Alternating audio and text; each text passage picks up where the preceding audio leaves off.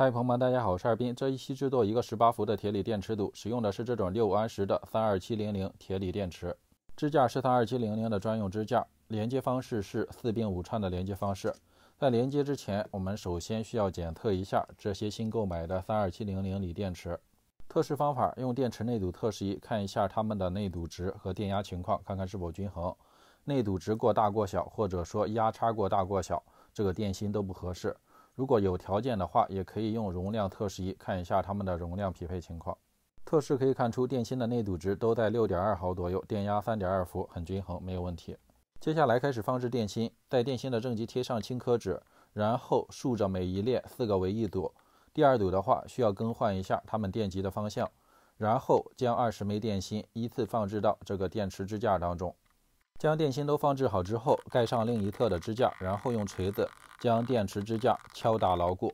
接着需要剪取合适的连接镊片，按照4个为一堵的长度剪取10堵连接镊片。准备好合适的镊片之后，就可以将这5堵电芯将它们的正极与正极连接到一起，负极与负极连接到一起，形成5堵并联的电芯。这里使用的连接镊片是 0.2 毫米厚8毫米宽的镀镍钢片。由于这块电源带的负载不是很大，所以说选择的镊片也比较小。将5小堵电芯并联完成之后，接下来我们对它进行一个5串的连接。5串连接剪取的连接镊片是横向2个电芯它们电极之间距离的长度。在进行串联连接的时候，需要找准这个电池堵的tổng正极或者tổng负极，向另一个电极依次进行连接。连接的时候，由于我们的负载比较小，所以说没有进行一个满焊。满焊的话，需要将4堵电芯全部进行串联。我这里只串联了2个，也已经足够使用了。将电池堵串并联完成之后，我们需要测试一下每一小堵电芯它的内堵值和电压情况，看看是否均衡。可以看到它们的内堵值都在 4.2 毫左右，电压在 3.2 伏，很均衡，没有问题。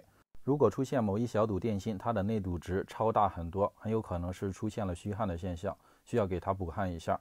这就是4并5串18伏铁锂电池堵的一个制作方法，有需求的朋友可以参照一下。那好的，这期就到这里，朋友们如果什么建议想法，可以多多关注和留言，那么就拜拜喽。